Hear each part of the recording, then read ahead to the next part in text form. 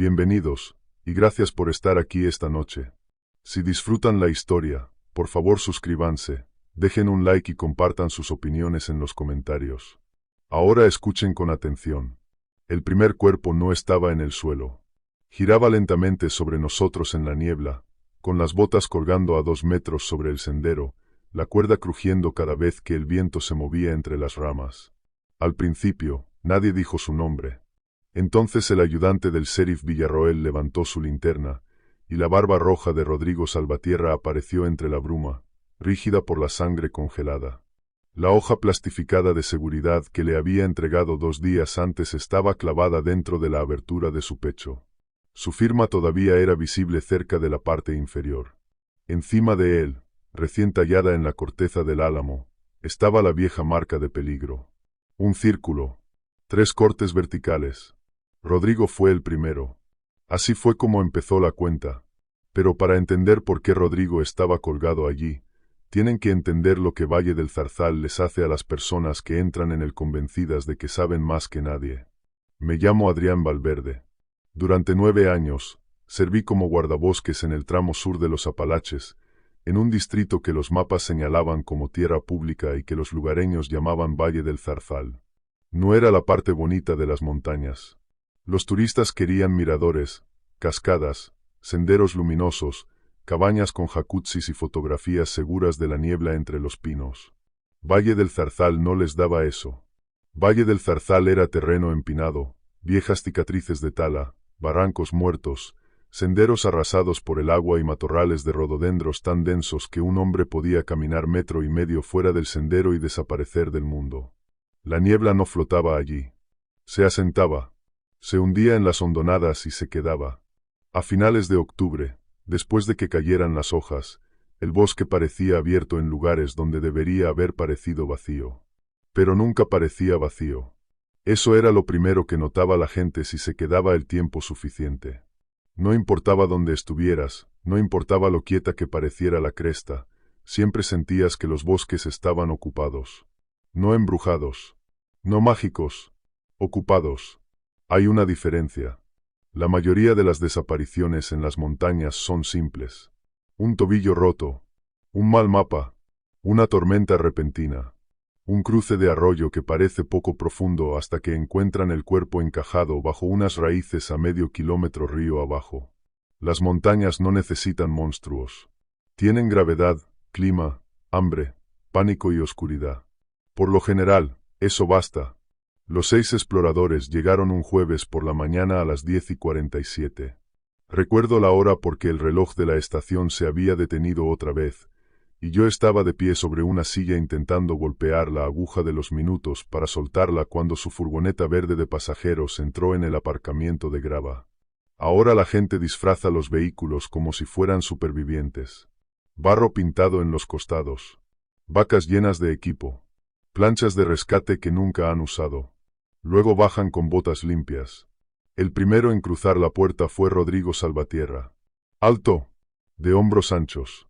Barba roja recortada con demasiado cuidado para ser un hombre que fingía no importarle su aspecto. Había llamado a la estación 3 veces esa semana preguntando por permisos, viejos marcadores de topografía, senderos restringidos y si paso de la Espina Negra seguía siendo transitable. Detrás de él entró Lucía Montenegro, cargando 2 bolsas de cámara y un estuche de trípode. Lo observaba todo como lo hacen las personas que han aprendido que nadie les cree sin grabaciones. Héctor Aranda la siguió con un mapa topográfico doblado ya en las manos.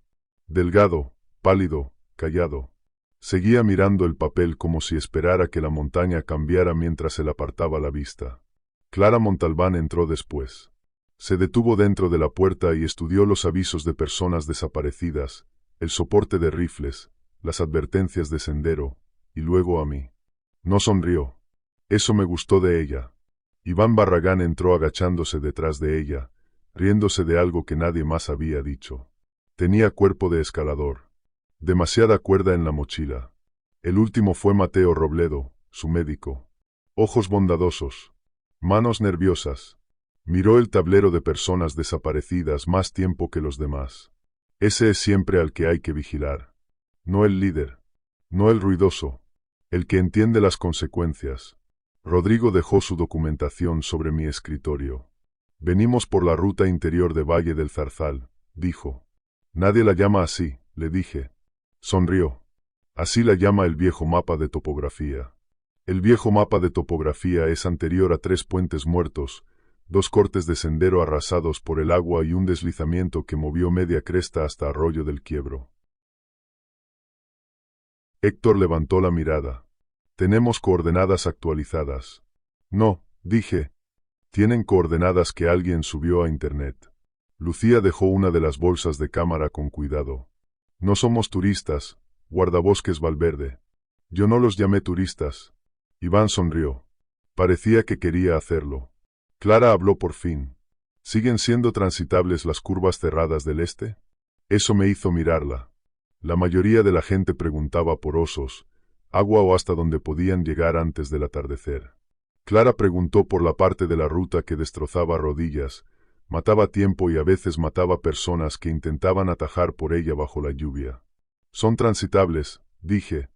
Si saben lo que significa transitable. ¿Y paso de la Espina Negra? Cerrado. La sonrisa de Rodrigo se afinó. Su página web dice precaución, no cerrado. Mi boca dice cerrado. La habitación quedó tan quieta que el viejo reloj empezó a hacer tic-tac otra vez. Mateo se aclaró la garganta. ¿Por qué está cerrado? Desprendimiento reciente. Terreno suelto. Árboles caídos. No hay extracción limpia si alguien resulta herido. Los dedos de Héctor se tensaron sobre el mapa. Eso añade 13 kilómetros. Añade 13 kilómetros vivos. Rodrigo apoyó ambas manos sobre mi escritorio. Tenemos un calendario de documental. Estamos cartografiando viejas rutas interiores y rastros de asentamientos abandonados. No vamos a entrar a ciegas.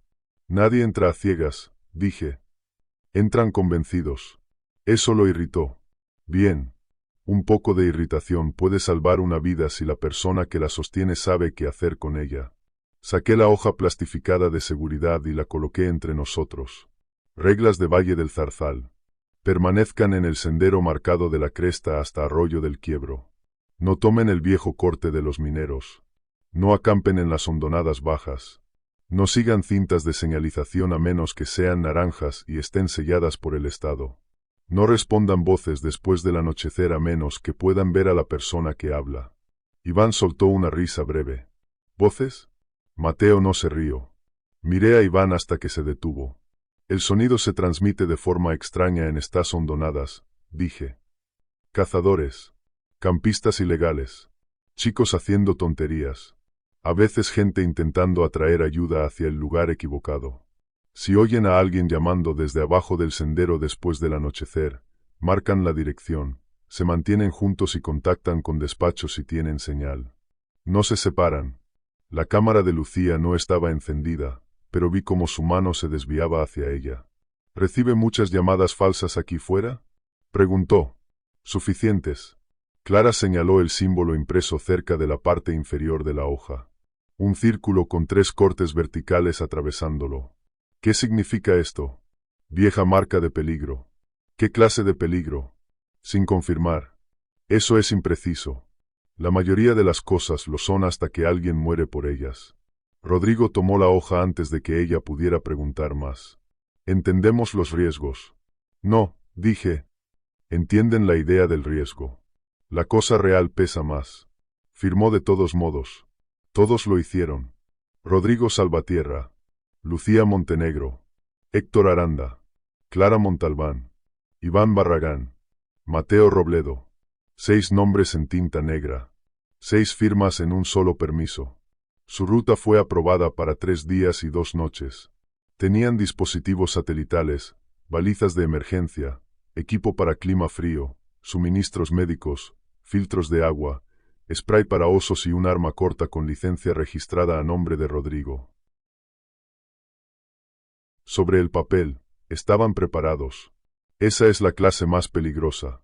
Antes de irse, Mateo se quedó atrás mientras los demás cargaban la furgoneta. Guardabosques Valverde, dijo en voz baja. Levanté la vista. ¿Hay algo ahí fuera que de verdad debamos saber? Pude ver en él la clase útil de miedo. No pánico. No debilidad. La clase que evita que un hombre pise madera podrida. Casi le dije que no fuera. En cambio, golpeé el mapa con un dedo. Manténganse en terreno alto, dije. Nada de hondonadas bajas. Nada de campamentos viejos. Nada de atajos, aunque Salvatierra presione. Su boca se tensó. ¿Usted también notó eso? Noto a los líderes que quieren distancia más que seguridad. Asintió una vez. En la puerta, lo detuve. Doctor. Miró atrás. Si el bosque se queda en silencio, verdaderamente en silencio, sin pájaros, sin insectos, sin agua, ponga a todos en movimiento cuesta arriba. ¿Por qué? Porque el silencio significa que algo más grande que usted ha tomado una decisión. Esperó a que sonriera. No lo hice. Su furgoneta se marchó a las 11:26. Vi cómo los árboles se la tragaban. Luego escribí su hora de salida en el libro de registro. Durante la mayor parte de aquel primer día, todo pareció normal. A la 1:02 de la tarde, llegó su primer registro. Llegamos a Arroyo del Quiebro. Tiempo despejado. Sendero duro pero manejable. A las 5:48 de la tarde, llegó el segundo. Campamento establecido sobre la cresta. Frío. Niebla densa abajo. Todos presentes. A las 11:55 de la noche, llegó el tercer registro con 7 minutos de retraso. No lo bastante tarde como para alarmar a despacho. Lo bastante tarde como para que yo lo notara.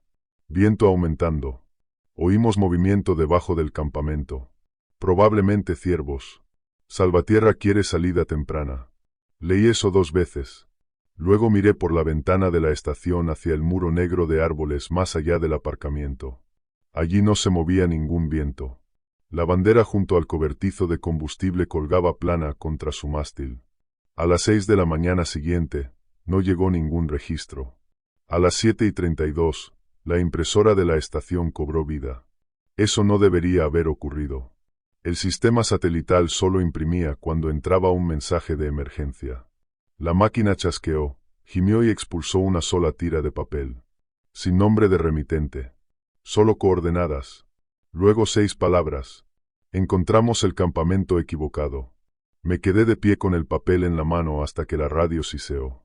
Al principio, pensé que era estática. Luego algo respiró a través del altavoz. No un animal. No el viento. Una respiración humana, sostenida demasiado cerca del micrófono. Entonces la voz de un hombre susurró, fina y quebrada por la distancia.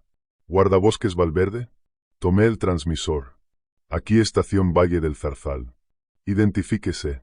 La respiración volvió. Luego la voz dijo, dile a Mateo que no abra la bolsa roja. Presioné transmitir. ¿Quién es? 3 segundos de estática. Luego la misma voz volvió más baja. Húmeda. Sonriendo. Demasiado tarde. La radio se cortó. Declaré desaparecidos a los 6 exploradores a las 7:41 de la mañana. A las 9:15, los primeros vehículos de rescate llegaron a mi estación. El ayudante del sheriff Esteban Villarroel llegó antes que el equipo oficial de búsqueda. Chaqueta marrón del sheriff. Parabrisas agrietado. Rostro tallado en algo más duro que la paciencia. Villarroel había trabajado en los condados de montaña más tiempo del que yo llevaba trabajando en Valle del Zarzal. Confiaba en los caminos. Confiaba en los perros. Confiaba en el clima. No confiaba en la gente que sabía demasiado sobre lugares donde se encontraban cuerpos. Eso significaba que nunca había confiado en mí. Detrás de él llegó el equipo de búsqueda. Inés Alvarado los lideraba. Compacta, de mirada dura, y tranquila de la forma en que solo las personas verdaderamente competentes son tranquilas. Ramiro Castaño entró después, el rastreador, barba gris, una cicatriz partiéndole el labio superior, un rifle de caza colgado a la espalda, porque Ramiro no entraba en ningún bosque fingiendo que los humanos eran el único problema. Gabriel Ledesma cargaba el equipo de radio y el estuche de la antena. Joven. Preciso. Ya estaba comprobando la intensidad de la señal antes de que ambas botas cruzaran el umbral. Elena Carrasco entró detrás de él, la médica. Alta, callada, con una bolsa roja de trauma marcada con cinta reflectante. El último fue Tomás Requena, un voluntario local de la cresta lejana. Rostro estrecho. Ojos hundidos. Se colocó donde las paredes le protegían la espalda. Inés puso un mapa de incidente doblado sobre mi escritorio. ¿Conoces la ruta interior mejor que nadie aquí? Sí. ¿Fuiste el último contacto oficial? Sí. ¿Restringiste su ruta? Sí. Pero ¿sabes a dónde fueron probablemente si te ignoraron? Miré las coordenadas de emergencia. No lejos de Paso de la Espina Negra. Demasiado profundo para ser un simple error. Sí, dije. Sé por dónde empezar. Villarroel cruzó los brazos. Entonces vienes con nosotros. Inés me observó. ¿Puedes guiarnos hasta allí? Sí. ¿Puedes mantenerte objetivo? Esa fue la primera buena pregunta que hizo alguien aquella mañana. Doblé la impresión y me la guardé en el bolsillo del pecho. No, dije. Pero puedo seguir siendo útil. A las 10:05, nos adentrábamos entre los árboles. La niebla se espesó después del primer 1,5 kilómetros. Los perros encontraron el primer desvío equivocado antes que nosotros. Niebla y Ferro, ambos sabuesos, se detuvieron cerca de un parche de Sourwood y empezaron a tirar cuesta abajo, lejos de la ruta aprobada. Ramiro se agachó en el barro. Huellas de botas. 6, quizás 7. Villarroel me miró. ¿7? Superposición, dije. Ramiro no levantó la vista. Podría ser. Las huellas conducían hacia el viejo corte de los mineros. Les había dicho que no lo tomaran. Lo habían tomado de todos modos. El corte descendía desde la cresta como una herida. Viejos escalones de piedra aparecían bajo el musgo y la podredumbre de hojas, luego desaparecían donde las raíces los habían partido. Un cable oxidado yacía medio enterrado junto al sendero. La niebla se volvió más pesada. Cada sonido cambió. Los pasos de las botas se volvieron suaves. Las voces regresaban mal. 40 minutos más abajo, encontramos el trípode de Lucía Montenegro. Estaba abierto en mitad del sendero. Su cámara estaba montada encima. El objetivo apuntaba hacia nosotros. Nadie se movió. Inés se acercó primero. El visor estaba agrietado. La tarjeta de memoria del interior había sido partida en dos. Entonces Ramiro llamó desde más adelante. Tienen que ver esto. En el tronco de un álamo tulipero, a la altura del pecho, alguien había tallado un círculo con 3 cortes verticales. La savia fresca brillaba en las heridas. Gabriel susurró. «Es la marca de tu hoja». «No», dijo la voz de Clara Montalbán desde algún lugar más adelante. Todas las personas del sendero se quedaron congeladas. La voz había venido de la niebla de abajo. Clara. Femenina. Cercana. Inés levantó una mano. «Clara Montalbán. Somos Búsqueda y Rescate. Identifique su ubicación». No hubo respuesta. Entonces la voz de Clara llegó otra vez. Más suave. Casi avergonzada. «No, no, no. Fuimos por el camino equivocado». Elena dio un paso adelante. Le sujeté el brazo. «No lo haga». Ella bajó la mirada hacia mi mano. Entonces algo crujió encima de nosotros. Una vez. 2 veces. Como una cuerda tomando peso. Ramiro susurró. «Arriba». Fue entonces cuando vimos a Rodrigo. El primer cuerpo. Colgado. Girando lentamente. La hoja de seguridad clavada dentro de su pecho. Villarroel susurró. «Jesucristo». Elena retrocedió. Gabriel vomitó entre las hojas. Los perros no ladraron. Eso me asustó más que el cuerpo. Niebla se sentó en el sendero y se negó a mirar hacia arriba. Ferro retrocedió contra las piernas de su guía, temblando tan fuerte que las placas de su collar tintineaban. Inés ordenó bajar el cuerpo. Ramiro la detuvo. La cuerda no iba directa a la rama. Pasaba por una segunda rama y luego desaparecía detrás de unas rocas, bajo un montón de hojas demasiado ordenado para ser natural. Un disparador de caída. Tosco. Eficaz. Diseñado para la primera persona que corriera a ayudar. El rostro de Inés se tensó. Atrás. Nos alejamos un paso cada vez. Rodrigo giraba en la niebla. La hoja de seguridad aleteaba dentro de él. Rodrigo fue el primero. Todavía no entendíamos que primero significaba algo. Entonces la radio de Gabriel cobró vida con un chasquido. La voz de Lucía Montenegro salió por el altavoz. Estaba llorando. Respiraba con fuerza. Corriendo. Lo grabé con la cámara, jadeó. Grabé su cara. Grabé al guardabosques. La transmisión se partió en estática. Todos me miraron. Y así fue como la búsqueda empezó de verdad. No con los desaparecidos. No con los muertos. Con la sospecha. Inés se giró lentamente. ¿Qué quiso decir con eso? No lo sé. Villarroel se acercó un paso. Dijo que grabó al guardabosques. Dijo muchas cosas mientras corría por su vida. Se refería a ti. No, dije. Dijo el guardabosques. Eso podría significar yo. Podría significar alguien vestido de verde. Podría significar que estaba asustada y equivocada. La mandíbula de Villarroel se movió. ¿Siempre tienes una respuesta lista? Cuando la gente muere en mi distrito, intento tenerla. Inés intervino antes de que la ira pudiera volverse útil para el lado equivocado. Marcamos la ubicación, fotografiamos todo y avanzamos hacia la ruta de la señal. Nadie toca el cuerpo hasta que la trampa esté despejada. Nadie rompe la línea de visión. Nadie sigue voces a solas. Villarroel me señaló. Él se queda donde pueda verlo. Está bien, dije. No estaba bien. No porque le tuviera miedo a Villarroel, sino porque el miedo se propaga más rápido cuando alguien le da una dirección. Una vez que un grupo decide que un hombre podría ser la razón por la que están muriendo, cada rama que se rompe cerca de él se convierte en evidencia. Avanzamos hacia el este. La niebla nos separaba sin ocultarnos del todo. Eso es lo que la vuelve peligrosa. Un hombro aparece sin rostro. Una mano se desliza entre las ramas. Una linterna frontal flota sin un cuerpo debajo. Empiezas a desconfiar de la forma de tu propio equipo. 20 minutos después, Niebla encontró sangre. Pequeñas gotas. Lo bastante fresca. El rastro conducía a una hondonada ciega. Allí encontramos la bolsa médica roja de Mateo colgando de una rama baja. Elena avanzó hacia ella. Inés la detuvo. Primero revisión de trampas. Ramiro rodeó el árbol, revisó hojas, raíces, ramas. Sin alambre. Sin línea de presión. Inés le dio un asentimiento a Elena. Elena abrió la bolsa. El olor salió primero.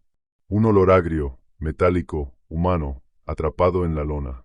Dentro estaban las baterías de la cámara de Lucía, su acreditación de prensa, 3 tarjetas de memoria rotas, 2 dedos cortados y una hoja de cuaderno doblada, empapada de sangre en los bordes. Inés la desplegó. Un dibujo. El círculo. 3 cortes verticales. Debajo, con la letra de Lucía. Él los dejó pasar. En el reverso. Había un hombre en el campamento. No era uno de nosotros. No estaba perdido. Llevaba un abrigo de guardabosques. Vio a Rodrigo. No ayudó. La hondonada quedó muy quieta. Villarroel me miró fijamente. Miré la nota. Eso no es posible. Él soltó una risa breve. No es posible. ¿Esa es tu defensa? Los abrigos viejos de guardabosques son fáciles de encontrar. Los cazadores visten de verde. Los furtivos visten de verde. Cualquiera puede llevar un abrigo. ¿Y cualquiera puede guiar a 6 personas hasta una hondonada restringida? Yo no los guié hasta aquí. Villarroel avanzó hacia mí. Inés se interpuso entre nosotros. ¡Basta! Entonces la radio de Gabriel hizo clic. 3 golpes. Pausa. 3 golpes. Pausa. La voz de Lucía susurró por el altavoz. Ya no lloraba. Tranquila. Demasiado tranquila. No le enseñen la película. Gabriel bajó el volumen.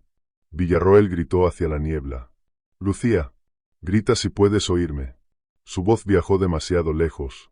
Rebotó una vez. 2 veces. Luego volvió con una voz casi igual a la suya. Grita si puedes oírme. Los perros se volvieron locos. Niebla se abalanzó.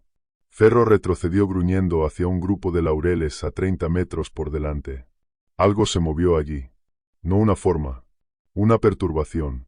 Hojas desplazándose con una presión cuidadosa. Ramiro disparó una vez. El sonido partió la hondonada y murió plano. Ningún pájaro levantó el vuelo. Ningún animal corrió. Ningún humano gritó. Inés gritó. ¡Alto el fuego! Ramiro mantuvo el rifle encarado. Vi movimiento. ¿Qué clase de movimiento? Preguntó Elena. De la clase que observa. Salimos de la hondonada y encontramos a Lucía 20 minutos después. La habían atado de pie a un roble blanco con correas negras de cámara. Tenía la cabeza inclinada hacia adelante. El pelo le cubría la cara. Durante medio segundo, pareció viva. Luego el viento le movió el cabello. Tenía los ojos abiertos. Le habían forzado la cámara contra el pecho, con el objetivo apuntando hacia afuera. Alrededor del cuello le colgaba un cordón con una tarjeta de memoria intacta. En el árbol, sobre su cabeza, estaba el círculo con 3 cortes verticales. Debajo, una línea horizontal. Rodrigo no tenía ninguna línea. Lucía tenía una. La marca ya no era solo una advertencia. Se estaba convirtiendo en un registro. Inés tomó la tarjeta de memoria. Cuando levantó el cordón, la mandíbula de Lucía se movió. Elena gritó. Villarroel alzó la pistola. Pero no era vida. Era una grabadora escondida dentro de su boca. La voz de Lucía salió pequeña y distorsionada. Vi el abrigo. Estática. Él estaba detrás de Rodrigo. Levantó una mano. Después de eso, ellos salieron. Un chasquido húmedo. Luego un susurro. Esperan permiso. La grabadora murió. Nadie habló. Villarroel se volvió hacia mí. ¿Quién les da permiso, Adrián? No lo sé. Sigues diciendo eso. Porque sigo sin saberlo. Inés tomó una decisión. A partir de este punto, el guardabosques Valverde no se mueve solo. Ramiro, quédate con él. Ramiro asintió. Por mí, bien. No discutí. Discutir habría parecido miedo. Y yo había llevado la inocencia el tiempo suficiente para entender sus reglas.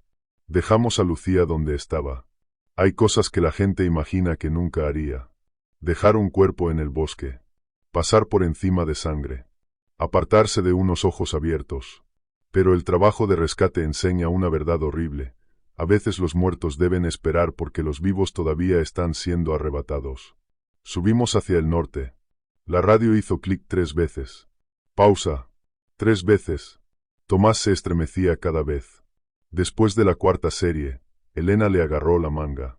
¿Usted sabe algo? No. Sí lo sabe. Tomás miró la niebla. Mi abuelo los llamaba golpes de cena. Villarroel se volvió. ¿Qué acabas de decir? Así los llamaban los viejos. 3 golpes desde la hondonada. Significaba que alguien había sido contado. ¿Contado por quién? Preguntó Gabriel. Tomás tragó saliva. La gente hambrienta. Villarroel maldijo. Basta de basura de cuentos de montaña. Tomás lo miró. No dije fantasmas. Un grito cortó la niebla. Masculino. Vivo. Mateo. Gritó Elena. Echó a correr antes de que nadie pudiera detenerla. Encontramos a Mateo en lo alto de la cornisa de ciervos. Estaba de rodillas en el centro de un claro, mantenido erguido por arbolitos afilados clavados en el suelo a su alrededor y atados a sus brazos, hombros y cuello con tiras de tela de tienda. Sus herramientas médicas estaban dispuestas en una fila perfecta sobre una piedra plana frente a él. Tijeras, pinzas, torniquete, kit de sutura, cada una limpia, cada una colocada con cuidado. Mateo estaba casi muerto, pero todavía no. Sus ojos aún brillaban. Sus labios se movieron una vez cuando Elena llegó hasta él. Inés la atrapó antes de que lo tocara. ¡Trampa! ¡Está vivo!, gritó Elena. Los ojos de Mateo giraron hacia ella, luego hacia mí. Sonrió. No con paz, con conocimiento. Sus labios formaron 2 palabras. No salió ningún sonido. Pero las leí. Tú sabes. Luego sus ojos se quedaron fijos. Encima de él, tallado en un pino muerto, estaba el círculo y los 3 cortes verticales. Debajo, 2 líneas horizontales. Rodrigo fue el primero. Lucía fue la segunda. Mateo fue el tercero. 3 muertos. 3 lecciones. Y aún así, ninguno de ellos quería admitir que les estaban enseñando a contar. La radio hizo clic. Luego la voz de Mateo salió por el altavoz de Gabriel. Clara. Tranquila. Ya muerta. Pregúntenle a Adrián por qué cambió la ruta. Villarroel alzó la pistola contra mi pecho. Respóndelo. Gabriel empezó a grabar con las manos temblorosas. Yo no cambié su ruta, dije. El muerto dice lo contrario. El muerto no dijo nada. La radio reprodujo una voz. Inés me observó con cuidado. Fuiste la última persona oficial que habló con los exploradores. Les diste la hoja. Restringiste paso de la Espina Negra. Conoces estos senderos. Ahora tenemos 3 cuerpos y 3 declaraciones que vinculan un abrigo de guardabosques con los asesinatos. Y ustedes tienen voces por radio, una grabadora dentro de un cadáver, y alguien ahí fuera que quiere que dejen de confiar en el único guía que conoce este terreno. Villarroel se acercó más. Tal vez el guía sea el problema. Lo miré. Entonces esposadme a un árbol. Pero cuando la niebla se cierre sobre esta cresta y vuestro mapa se vuelva inútil, recuerden que ninguno de ustedes sabe qué barrancos terminan en acantilados y cuáles llevan hacia afuera. Inés miró el mapa, luego la niebla. Odiaba que yo tuviera razón. Por eso seguí siendo útil. Retrocedimos hacia terreno más alto. La cornisa de ciervos subía hacia el noroeste. A mitad de camino, Ramiro se detuvo. Huellas. El barro conservaba pisadas de botas. No las nuestras, no las de los exploradores. Botas más viejas. Suelas gastadas. Algunas envueltas en tela. Algunas con clavos martillados en la parte inferior. Cruzaban la cornisa desde ambas direcciones. Viajando. Inés miró la ladera. Esto no es una cornisa de ciervos. Tomás susurró. Es un camino de carga. Ramiro lo miró. ¿Un qué? El rostro de Tomás se volvió gris. Mi abuelo usaba esa palabra. Camino de carga. No para suministros. ¿Para cuerpos? Preguntó Elena. Tomás bajó la mirada. Sí. A la 1:12 de la tarde, encontramos a Héctor Aranda. Primero, su mapa, clavado a una tsuga con 3 largas espinas negras. Había rodeado Paso de la Espina Negra, Arroyo del Quiebro, el Corte de los Mineros, la Hondonada Ciega, la Cornisa de Ciervos y un lugar que yo no quería que nadie viera. Sitio 17. Inés señaló. ¿Qué es el sitio 17? Un viejo depósito de mantenimiento, dije. Tomás emitió un sonido. Inés lo oyó. ¿Qué? Uno de los campamentos quemados, susurró Tomás. 10 metros más allá de la tsuga, Héctor yacía atravesado sobre 2 troncos caídos como un puente roto. Tenía los brazos extendidos hacia afuera y atados con tiras cortadas de su propio estuche de mapas. Sus botas habían desaparecido. Sus pies estaban negros de barro y cortes, como si lo hubieran obligado a caminar descalzo sobre piedra durante kilómetros. Le habían abierto el abdomen. Dentro, doblados cuidadosamente bajo sus costillas, había mapas. Docenas de ellos. Hojas topográficas. Copias de senderos. Viejos bosquejos de topografía.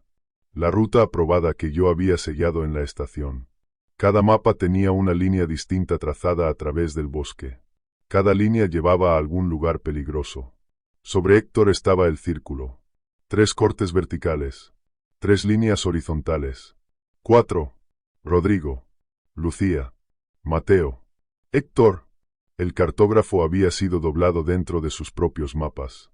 Villarroel se apartó, con arcadas. Inés me miró. Su mapa y tu mapa no coincidían. Hay mapas internos que no se publican. ¿Por qué? Zonas cerradas. Viejos sitios de peligro. Terreno inestable. Lugares que atraen a gente que no debería estar allí. Lugares como el sitio 17. Sí. Villarroel se limpió la boca. Y su ruta cambiada llevaba directo hasta allí. Sí. ¿Cambiada por quién? Eso, dije, es lo que tenemos que averiguar. Tomás empezó a temblar. Mi abuelo no era trampero, dijo de pronto. Todos se giraron. Fue uno de los hombres que ayudaron a quemar los campamentos. No del condado. No oficial. Lugareños. Entraron con queroseno y escopetas porque estaban desapareciendo niños. La voz de Inés bajó. ¿Qué pasó? Quemaron 3 campamentos. Y encontraron huesos en los pozos. Humanos. Pero no suficientes. ¿No suficientes para qué? Para todas las personas que desaparecieron. La palabra que nadie quería entró en la niebla de todos modos. Caníbales. Los de las montañas antiguas. No monstruos de película. No locos gritando bajo la luz de la luna. Personas. Personas hambrientas. Personas pacientes. Personas que habían aprendido a sobrevivir donde la ley no quería caminar. Un raspón llegó desde arriba. Luego la voz de un hombre. Ayúdenme. Iván Barragán. Vivo. o lo bastante cerca. Inés ordenó formación cerrada. Ese fue el error. No de ella. No en realidad. Algunos lugares envenenan cada decisión disponible. La voz de Iván venía de las rocas encima de nosotros.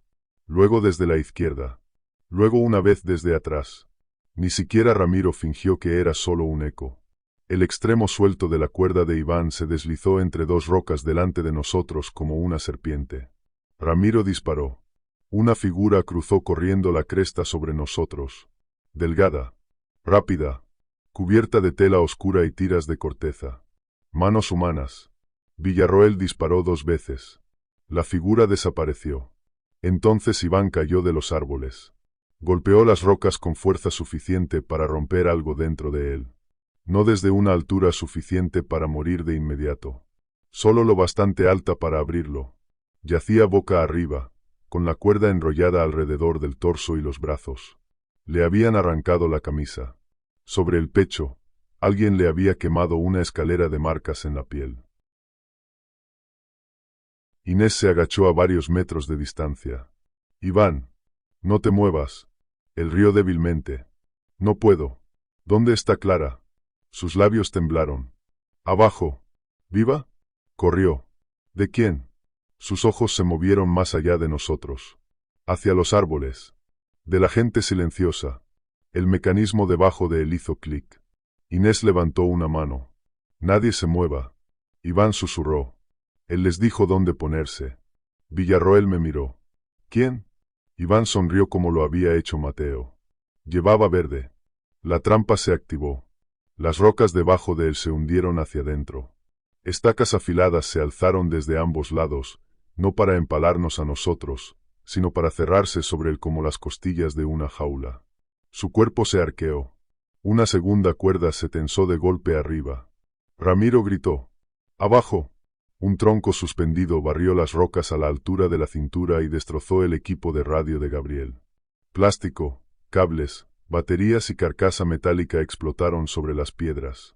Gabriel cayó gritando, con el hombro abierto por el armazón de la antena. Iván murió dentro de la jaula de madera. Sobre él, tallado en la piedra. Círculo. 3 cortes verticales. 4 líneas horizontales. 5. Para entonces, incluso Villarroel había dejado de fingir que las marcas eran decoración. Después del cuerpo de Rodrigo, retiraron a los perros. Niebla se negó a moverse, y Ferro casi se arrancó intentando correr cuesta arriba. Ahora no teníamos radio funcional, ni perros, ni ruta segura de regreso. Y quedaba una exploradora. Clara Montalbán. Inés se volvió hacia mí. ¿A dónde la llevarían? Miré hacia el oeste, hacia el pliegue oscuro de tierra más allá de la cresta. Al sitio 17. Villarroel se acercó y me golpeó en la boca con el dorso de la mano. El dolor estalló blanco. Saboreé sangre. Sabías que ahí era a donde nos estaban empujando. Lo sospechaba. Esa fue la primera cosa verdadera que sonó a culpa. La voz de Inés fue baja. A partir de ahora, cada punto de referencia, cada informe antiguo, cada lugar peligroso que conozcas, lo dices antes de que yo pregunte. Sí. Avanzamos hacia el oeste mientras la tarde moría. Los árboles cambiaron. Menos álamos y hayas. Más tsugas. Más pinos muertos. El suelo se volvió oscuro por la ceniza vieja escondida bajo décadas de hojas. El sitio 17 no había parecido un campamento en 60 años. La naturaleza es buena ocultando la vergüenza humana. Demasiado buena. Pero si sabías qué buscar, las señales permanecían. Una línea de piedras que una vez bordeó un pozo de fuego. Una bisagra oxidada fusionada con una raíz. Una depresión de almacenamiento hundida hacia adentro. 3 árboles creciendo demasiado juntos desde el mismo tocón quemado. Huesos bajo las hojas. Pequeños al principio. Animales. En su mayoría. Clara habló desde el viejo pozo de fuego. Por fin vinieron. Estaba sentada erguida en el centro de las piedras ennegrecidas, con las manos atadas delante de ella. Viva. Esa era la parte aterradora. Tenía el rostro lleno de moretones. Un ojo hinchado. La sangre se le había secado por un lado del cuello. Pero sus ojos estaban claros. Cuando nos vio, no pareció aliviada. Pareció apenada. Elena se arrodilló junto a ella. Clara, ¿puedes caminar? Clara me miró. Caminé hasta aquí. Inés se agachó. ¿Dónde están las personas que hicieron esto? Clara sonrió apenas. En los árboles. Ramiro levantó el rifle. El bosque no se movió. Clara miró a Inés. El guardabosques Valverde dijo la verdad en la estación. Nos advirtió. Rodrigo lo ignoró. Por primera vez, la sospecha se apartó un poco de mí. Entonces Clara dijo. Pero Lucía también tenía razón. Un guardabosques los dejó pasar. Los ojos de Villarroel se entrecerraron. ¿Lo viste? Sí. ¿Qué aspecto tenía? Abrigo verde. Placa vieja. Capucha. La cara cubierta. Villarroel me miró. Clara negó con la cabeza. Él no. Inés se inclinó más cerca. ¿Qué hizo? Abrió el sendero. El corte de los mineros estaba bloqueado con árboles caídos. Rodrigo quería volver. Entonces el hombre de verde se quedó abajo de nosotros y levantó una mano. Dos hombres salieron de la maleza y movieron los troncos como si hubieran estado esperando permiso. Lucía lo había grabado. La tarjeta que llevaba Inés era la prueba. Clara la miró. No tienen una prueba, dijo. Tienen un cebo. 3 golpes llegaron desde los árboles. Pausa. 3 golpes. Luego otra serie respondió desde el lado opuesto. Ramiro susurró. Están alrededor de nosotros. Un gancho sujeto a una cuerda salió disparado desde la niebla y se enganchó en el arnés de Gabriel. Él gritó cuando lo arrastró hacia atrás. Elena le agarró el brazo. Inés le agarró el chaleco. Durante 2 segundos, lo sostuvimos. Entonces salieron 3 ganchos más. Uno le atrapó la bota. Uno le atrapó la correa del hombro. Uno atrapó el vendaje que Elena le había atado alrededor de la herida. Tiraron en direcciones distintas. Gabriel gritó tan fuerte que se le quebró la voz. Luego desapareció en la niebla. No lejos, solo lo bastante lejos. Su grito se movió entre los árboles y se cortó.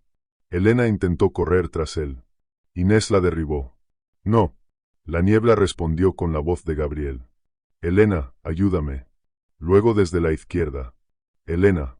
Luego desde arriba. Por favor. Elena se tapó la boca con ambas manos. Inés la sujetó con fuerza. No respondas. Un gemido bajo llegó desde los árboles. Tomás. Luego Gabriel. Luego el nombre de Ramiro, aunque Ramiro estaba de pie junto a nosotros, vivo. Las voces estaban aprendiéndonos. Tomás se quebró. ¿Recuerdan la sangre?, susurró. Entonces corrió. No alejándose del campamento. Hacia adentro. Directo entre 2 tsugas negras. Ramiro maldijo y fue tras él. Así fue como el grupo se rompió. Solo hizo falta un miedo antiguo. Un apellido familiar arrastrado desde el pasado. Tomás desapareció entre los árboles. Ramiro llegó al hueco 3 segundos después. El suelo se abrió bajo él. Una zanja cubierta. Cayó hasta la cintura, y algo dentro se cerró de golpe alrededor de sus piernas. Disparó directamente hacia abajo hasta que su rifle hizo clic, vacío. Villarroel le agarró los brazos. Tiren. Inés también tiró. Yo alcancé el chaleco de Ramiro. Entonces Ramiro miró hacia abajo. Su rostro se vació. Hay alguien debajo de mí. Unas manos subieron entre las hojas. Manos delgadas. Manos sucias. Manos humanas. Agarraron el abrigo de Ramiro, su cinturón, su barba, su garganta. Villarroel disparó dentro de la zanja. Inés gritó. Ramiro desapareció hacia abajo, centímetro a centímetro, luchando hasta que la boca se le llenó de tierra. Villarroel sostuvo su manga hasta que el hombro se dislocó con un crujido. Luego Ramiro desapareció. Silencio. Un trozo de tela quedó en el puño de Villarroel. Quemado en él. Círculo. 3 cortes verticales. 7 líneas horizontales. Tomás había sido el 6º. Gabriel, el 7º. Ramiro, el 8º. La cuenta se estaba corrigiendo. En la lucha alrededor de la zanja, nadie vio las manos que alcanzaron a Elena. Cuando volvimos al pozo de fuego, Elena había desaparecido. Su bolsa roja de trauma yacía abierta.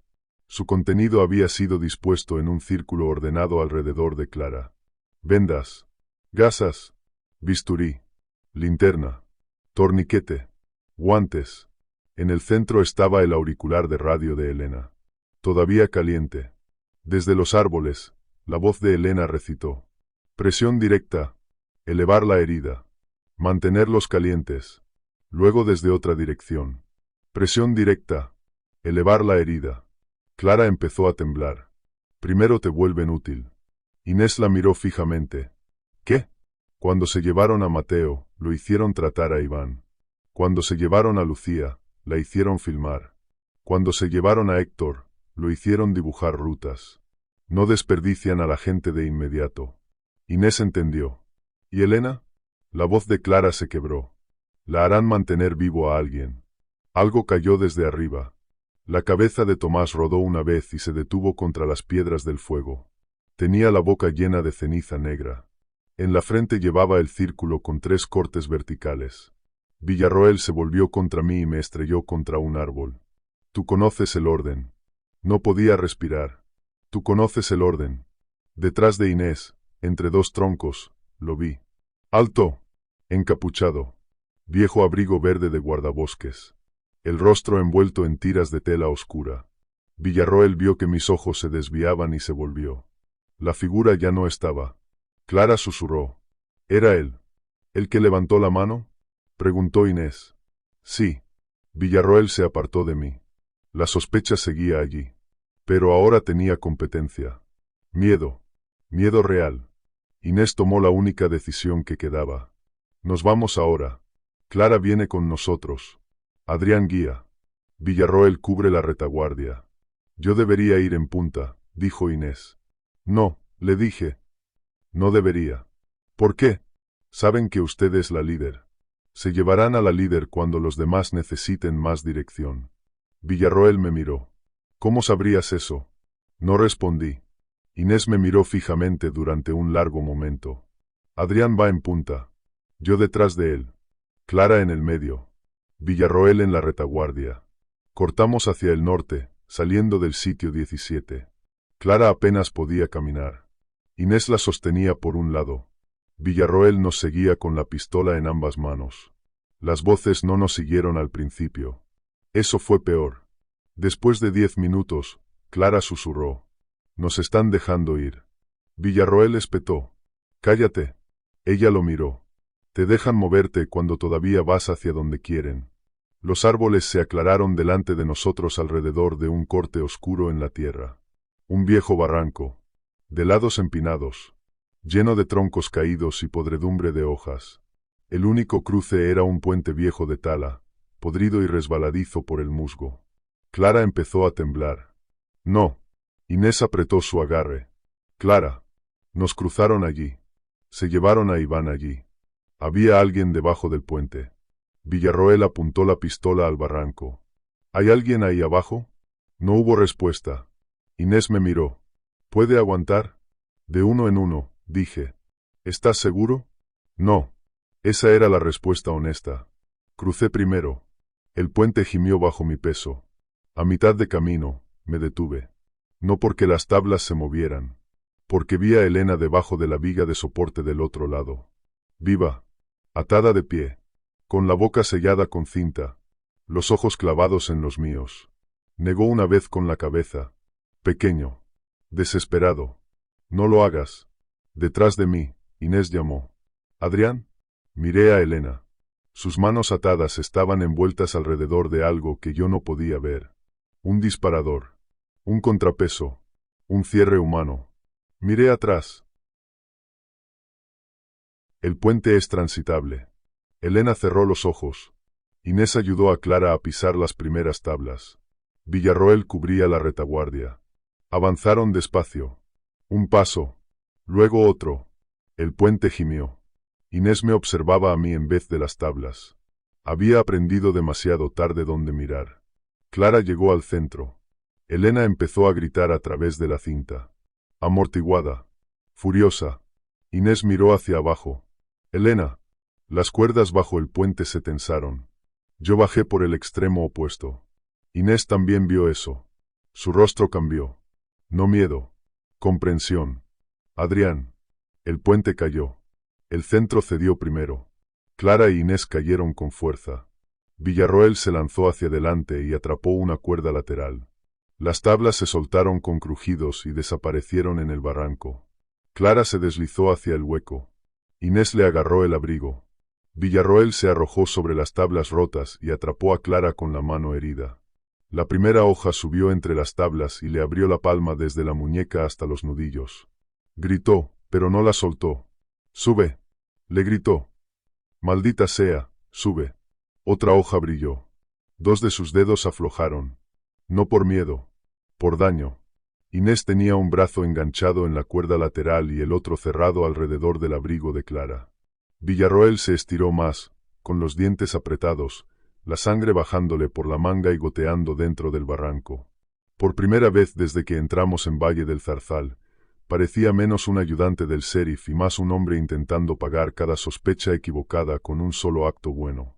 Entonces los miembros de la estirpe bajo el puente empezaron a cortar con paciencia. No a machetear. A cortar. Villarroel me miró a través de las tablas rotas. Entonces entendió. No todo. Lo suficiente. «Tú», susurró. La última tabla bajo él se rompió. Cayó de espaldas al barranco. El sonido terminó duro abajo. Inés aún sostenía a Clara. Me acerqué más y ofrecí la mano. Clara la miró fijamente. Ella sabía. No todo. Lo suficiente. Entonces sacó la tarjeta de memoria de Lucía del interior del bolsillo rasgado de Inés. La sostuvo entre dos dedos ensangrentados. Y se la tragó. Sonreí a pesar de mí mismo. Fue la cosa inútil más valiente que jamás había visto. Inés vio la sonrisa. Cada pista se reordenó en sus ojos. Cada advertencia. Cada respuesta conveniente.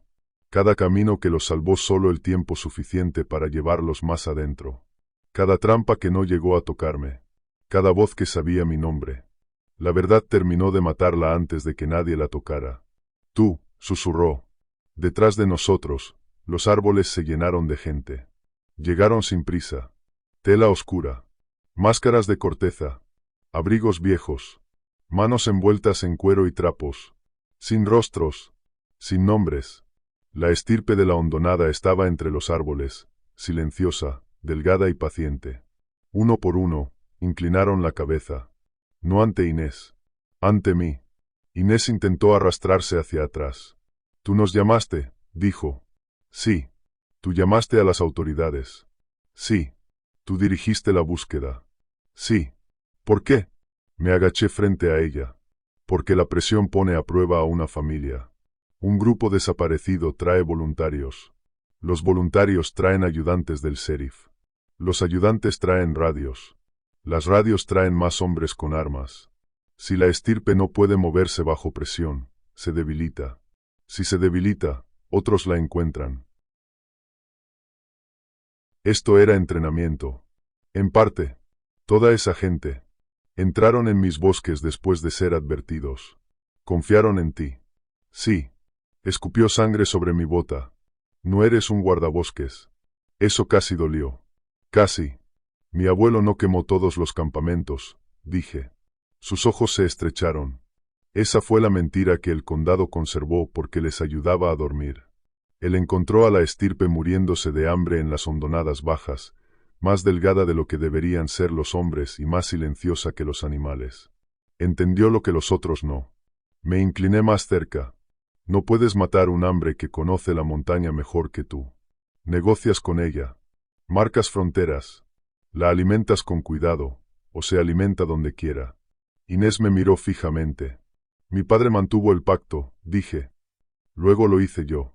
La estirpe de la hondonada esperaba. Siempre había sido buena esperando. Eso es lo que es un guardabosques en Valle del Zarzal, le dije. No un protector de visitantes. Un guardián de la línea. Intentó alcanzar su cuchillo. 3 miembros de la estirpe se movieron. Peleó bien. Mejor que la mayoría. Rompió la nariz de un hombre con la base de la palma. Hundió el pulgar en el ojo de otro. Casi alcanzó el cuchillo de su tobillo. Casi. Cuando la arrastraron hacia el viejo campamento, nunca suplicó. Clara fue llevada después de ella, ya en silencio, con una mano todavía apretada contra la garganta donde se había tragado la tarjeta. Respeté eso. Algunas personas están desperdiciadas en el mundo exterior. Al anochecer, el trabajo estaba terminado. Los cuerpos fueron colocados donde el clima, los animales, el pánico y la violencia pudieran explicar lo suficiente durante el tiempo suficiente. No perfectamente. Las historias perfectas atraen atención. Las desordenadas se creen. Rodrigo colgando del árbol se convertiría en la primera señal de personas hostiles desconocidas. Lucía y Héctor apoyarían la teoría. Mateo y Iván se convertirían en escalada. El equipo de rescate sería más difícil. Pero las montañas ayudan. Las caídas ocurren. Las radios fallan. Los hombres armados disparan a sombras. Un puente se derrumba. Los perros pierden el rastro. Entra una tormenta. Y siempre hay una tormenta si sabes cuándo esperar. Al caer la noche por completo, empezó a llover. La estirpe de la hondonada se fundió de nuevo con Valle del Zarzal como si los árboles la hubieran inhalado. Me quedé atrás hasta la mañana. Eso importaba. Los supervivientes necesitan tiempo para parecer destrozados. Rasgué mi abrigo. Me corté el cuero cabelludo con el cuchillo de Villarroel. Me arrastré por el barro hasta que me sangraron las rodillas. Dormí 2 horas bajo una cornisa de roca y dejé que el frío me endureciera las manos. Al amanecer, disparé 3 veces al aire con la pistola de Villarroel. Luego avancé tambaleándome hacia el sendero oriental de mantenimiento y me desplomé donde un helicóptero del condado pudiera verme. Me encontraron a las 9:43 de la mañana. Vivo. Apenas, según el informe. Les dije que nos habían emboscado. Cierto. Les dije que había gente viviendo dentro de las hondonadas restringidas. Cierto. Les dije que el ayudante del sheriff Villarroel, Inés Alvarado, Ramiro Castaño, Gabriel Ledesma, Elena Carrasco, Tomás Requena y los exploradores desaparecidos habían muerto intentando sobrevivir. Lo bastante cierto. Les dije que no vi rostros. Cierto. Les dije que no tenía explicación para los símbolos. Necesario. Durante 3 semanas, las montañas se llenaron de fuerzas del orden. Policía estatal. Agentes federales. Equipos de búsqueda. Perros. Drones. Cámaras térmicas. Hombres con rifles que creían que la tecnología los hacía inmunes al terreno antiguo. Encontraron piezas. Encontraron campamentos vacíos. Encontraron pozos de fuego fregados con piedra de arroyo. Encontraron huesos demasiado viejos para importar legalmente y demasiado rotos para consolar a nadie. Encontraron el puente. Encontraron lo que quedaba de Inés Alvarado 3 días después. No encontraron ningún sospechoso vivo. Ningún asentamiento activo. Buscaron demasiado tarde. La estirpe ya se había movido por debajo de los cortes de drenaje, donde el calor, el humo y los cuerpos desaparecían en la piedra. Ninguna prueba de que ningún guardabosques hubiera ayudado a nadie. La conclusión oficial tardó 4 meses. Homicidio cometido por agresores desconocidos. Posible grupo supervivencialista. Posible actividad sectaria. Investigación en curso. Esa frase es una tumba con papeleo. Investigación en curso. Les da a las familias algo a lo que llamar cuando no pueden dormir. Les da a los reporteros una frase que repetir. Significa que nadie tiene que admitir que la montaña conservó lo que quería. Volví a la estación de guardabosques de Valle del Zarzal en marzo. La gente me llamó valiente, resiliente, un superviviente. El Estado me ofreció baja médica. La rechacé. El supervisor del distrito me dijo que nadie me culparía si pedía el traslado. Le dije que el bosque necesitaba a alguien que lo conociera. Estuvo de acuerdo. La gente suele hacerlo. Para abril, los excursionistas volvieron. Despacio al principio. Luego más. El apetito humano por el peligro es más fuerte que el duelo, sobre todo cuando el duelo pertenece a desconocidos. Dejaban flores en el inicio del sendero. Tomaban fotografías de los carteles de advertencia. Algunos susurraban los nombres. Rodrigo Salvatierra, Lucía Montenegro, Héctor Aranda, Clara Montalbán, Iván Barragán, Mateo Robledo, Inés Alvarado, Esteban Villarroel, Ramiro Castaño, Gabriel Ledesma, Elena Carrasco, Tomás Requena. Los nombres se convierten en paisaje más rápido de lo que las familias creen. Para mayo, El primer equipo de documentalistas escribió pidiendo acceso. Se lo negué. Para junio, 3 canales de crímenes reales habían entrado sin permiso en zonas cerradas. 1 volvió. 2 no. Eso no fue obra mía. No directamente. La estirpe de la hondonada no tolera la burla. Yo solo marqué abierto el corte de los mineros durante un fin de semana. A finales de octubre, un año después del incidente de Valle del Zarzal, llegó un nuevo grupo a la estación. 5 esta vez. Club Universitario de Vida Silvestre de Ohio. Botas limpias. Mochilas brillantes. Ojos blandos. Aparcaron en el mismo estacionamiento de grava donde Rodrigo Salvatierra había aparcado su furgoneta verde. El reloj de la estación se había detenido otra vez. 10:47. Yo estaba de pie sobre la misma silla, ajustando la misma aguja de los minutos, cuando entraron por la puerta riendo. El líder era un joven de cabello rubio y sonrisa segura. Dijo que querían la ruta interior. Bajé de la silla. Valle del Zarzal es terreno duro, le dije. Ya hemos hecho senderos difíciles antes, dijo. La gente siempre los ha hecho. Coloqué la hoja plastificada de seguridad sobre el escritorio. Copia nueva. Tinta nueva. Las mismas reglas. Permanezcan en el sendero marcado de la cresta.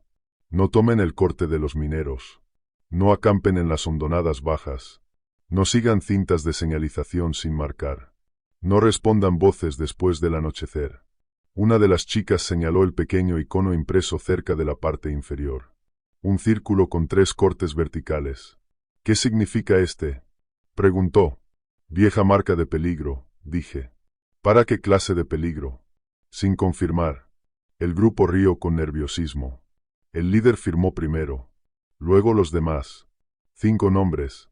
5 firmas. 5 pequeñas promesas limpias que la montaña todavía no había corregido. Antes de irse, la chica que había preguntado por el símbolo se quedó un momento cerca de la puerta. ¿Guardabosques Valverde? Sí. ¿Es seguro? La miré durante un largo momento. Luego le di la respuesta que la gente viene a lugares como Valle del Zarzal queriendo oír. Permanece en el sendero marcado, dije, y estarás a salvo. Me creyó. Eso fue lo más amable de ella. El grupo se fue a las 11:26. Vi cómo los árboles se los tragaban. Luego abrí el cajón inferior de mi escritorio y saqué el viejo libro de registro de cuero. No el libro oficial del Estado. El otro, el que no tenía ningún sello oficial. Dentro había columnas de nombres que se remontaban más atrás que mi letra. Algunos escritos por mi padre.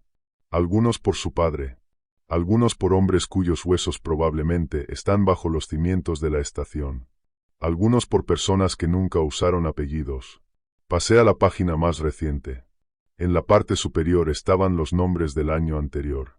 Rodrigo Salvatierra, Lucía Montenegro, Héctor Aranda, Clara Montalbán, Iván Barragán, Mateo Robledo, Esteban Villarroel, Inés Alvarado, Ramiro Castaño, Gabriel Ledesma, Elena Carrasco, Tomás Requena. Junto a cada nombre había una marca, un círculo, 3 cortes verticales, una línea por el orden, una línea por la lección, una línea por la porción de vida. Al final de la página, escritas con tinta del color de la sangre seca, había 3 palabras. No por la mano de ella, por la mía. Aprendieron bien. Pasé a la página en blanco. Afuera, desde algún lugar profundo en la niebla de los Apalaches, llegaron 3 golpes suaves. Pausa. 3 golpes. Mojé la pluma. Y escribí el primer nombre nuevo.